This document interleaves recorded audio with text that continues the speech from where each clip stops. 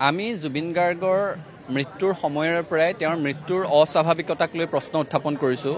তেওঁৰ মৃত্যুক লৈ কোনো প্ৰশ্নবোধক যে থাকি যাব নালাগে সেই কথাটো আমি দি কৈ আছোঁ। আৰু এতিয়াও আমি সেইকাৰণে প্ৰাণৰ শিল্পীগৰাকীৰ ন্যায়ৰ দাবীত আন্দোলন অব্যাহত ৰাখিছোঁ। ন্যায় মানে কি? ন্যায় হৈছে যেতিয়া ক্ষিপ্ৰ পানী নসৰকা তদন্ত হ'ব। এই তদন্তৰ অন্তত যেতিয়া এনে এখন সাক্ষ্য প্ৰমাণেৰে কটকটীয়া চাৰ্জশ্বিট প্ৰস্তুত হ'ব, যাৰ জৰিয়তে দোষী আইনৰ সুৰুঙাৰে সাৰি যাব নোৱাৰে, আৰু দোষীয়ে যেতিয়া আইনত উপলভ্য কঠোৰতম দৃষ্টান্তমূলক শাস্তি লাভ কৰিব, তেতিয়া মানুহ আশ্বস্ত হ'ব যে ন্যায় হৈছে বুলি। আৰু সেই প্ৰক্ৰিয়াটোলৈ SIT-য়ে ক্ষিপ্ৰতাৰে সৈতে আগবাঢ়িব লাগিব। কাৰণ দেৰি হৈ গৈ থাকিলে অসমৰ মানুহৰ অন্তৰত জ্বলি থকা জুইকুৰা নুমাব বুলি ভবাটো ভুল হ'ব। এই জুইকুৰাই আগ্নেয়গিৰিৰ ৰূপ ল'ব।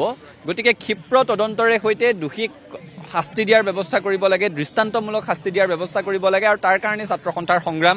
অহা 23 অক্টোবৰ তাৰিখে অসমৰ প্ৰতিখন জিলা সদৰত, প্ৰতিখন জিলা ছাত্ৰ সন্থাৰ উদ্যোগত ৰাইজক লগত লৈ ন্যায় সমদল বাহিৰ কৰা যাব। আৰু এই ধাৰাবাহিকতা অব্যাহত থাকিব যেতিয়ালৈকে আমি আশ্বস্ত নহওঁ, ৰাইজ আশ্বস্ত নহয় যে প্ৰাণৰ শিল্পীগৰাকীয়ে ন্যায় পাইছে। ন্যায়ৰ সংগ্ৰাম অব্যাহত থাকিব।